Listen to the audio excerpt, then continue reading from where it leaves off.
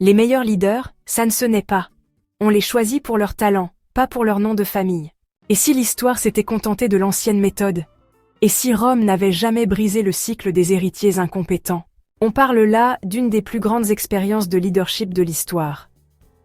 Le moment où Rome a laissé tomber le népotisme et a choisi la personne la plus compétente. Cette seule décision a bâti l'âge d'or d'un empire. Et ça pourrait bien changer votre façon de penser le leadership aujourd'hui. En l'an 96 de notre ère, l'Empire romain se trouvait à un tournant critique. Le paysage politique était en pleine mutation, et différentes factions se disputèrent le pouvoir. Cette période marqua le début de changements importants qui allaient façonner l'avenir de Rome. L'empereur Domitien venait de faire les frais d'une conspiration, au sens propre du terme. Son règne était placé sous le signe du contrôle. Procès secrets, purges politiques, et un gouvernement qui ressemblait plus à un syndicat du crime paranoïaque qu'à un empire fonctionnel. Certes, il a maintenu l'empire en bon état de marche, armée puissante, bureaucratie efficace. Mais quand votre idée du gouvernement consiste à exécuter tous ceux qui vous regardent de travers, vous n'avez pas tendance à vous faire beaucoup d'amis.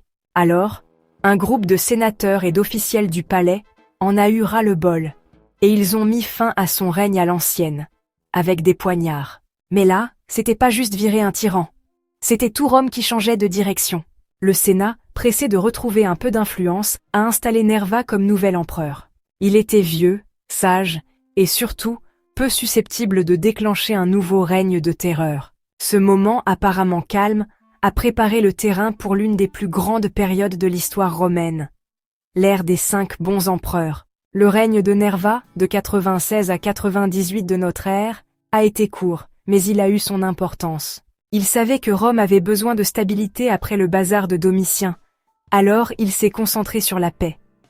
Fini les procès pour trahison paranoïaque, les exilés ont été rappelés, et les relations avec le Sénat se sont améliorées.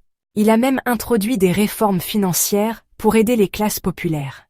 Mais alors que les politiciens se réjouissaient, il y avait un hic. La garde prétorienne, l'élite de Rome. Ces types étaient les chiens de garde personnels de Domitien, et ils n'étaient pas franchement ravis que leur ancien patron ait été assassiné. Nerva, qui n'était déjà pas un militaire, avait du mal à les contrôler. Du coup, il a fait un truc révolutionnaire. Il a adopté un général respecté et puissant comme héritier, Trajan.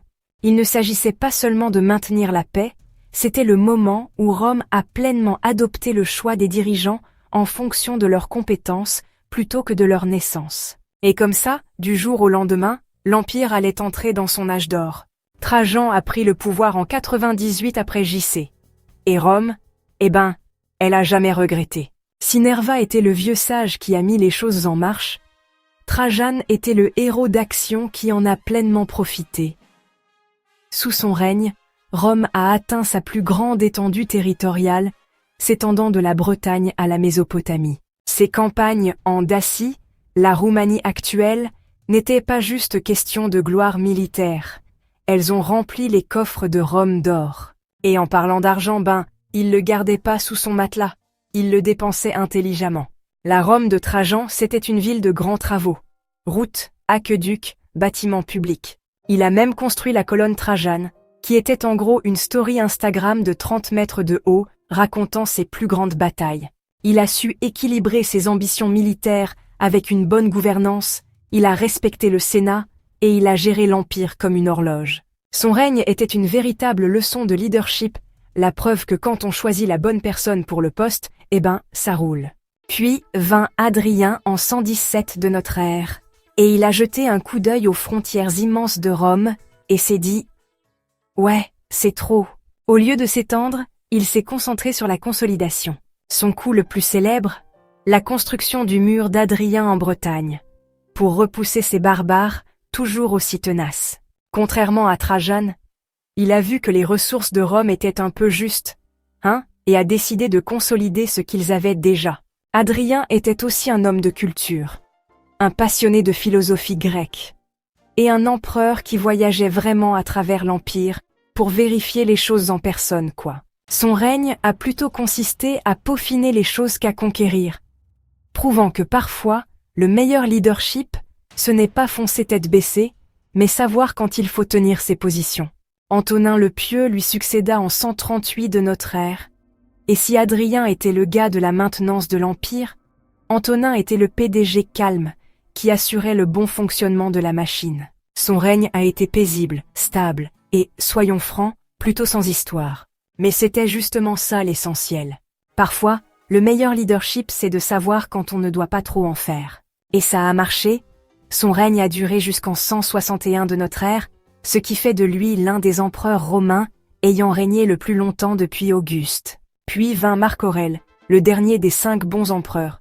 Si Antonin s'en est tiré facilement, disons que Marc Aurèle, lui, a tiré le mauvais numéro. Son règne a été marqué par des guerres incessantes, les tribus germaniques au nord, des menaces perses à l'est. Il a passé une grande partie de son temps sur des campagnes militaires, mais malgré le chaos ambiant, il est resté l'un des dirigeants les plus réfléchis que Rome ait jamais connus.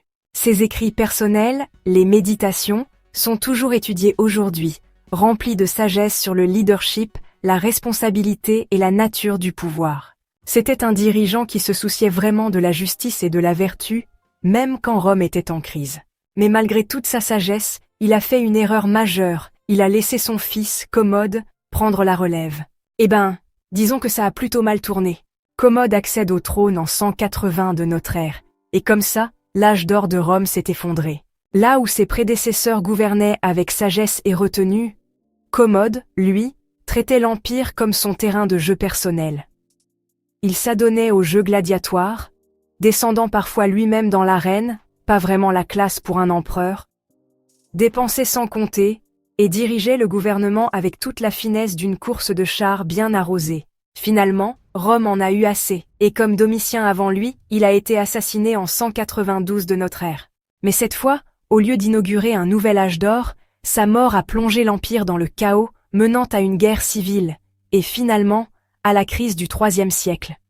Une période d'instabilité politique et d'effondrement économique. L'époque des 5 bons empereurs a prouvé que le leadership, ça se résume pas à l'héritage, c'est choisir la bonne personne. Quand Rome choisissait ses empereurs au mérite, l'Empire, il prospérait quoi. Quand ils sont retournés à filer le pouvoir à des héritiers gâtés pourris, catastrophe assurée. Alors, qu'est-ce que vous en pensez? Est-ce que la méritocratie est toujours la meilleure solution, ou est-ce que l'âge d'or de Rome n'était qu'un coup de chance? Je vous laisse en discuter dans les commentaires. Vous pouvez nous soutenir en vous abonnant si ce n'est pas déjà fait. Prenez soin de vous, prenez soin de vos proches, et on se retrouve bientôt pour une autre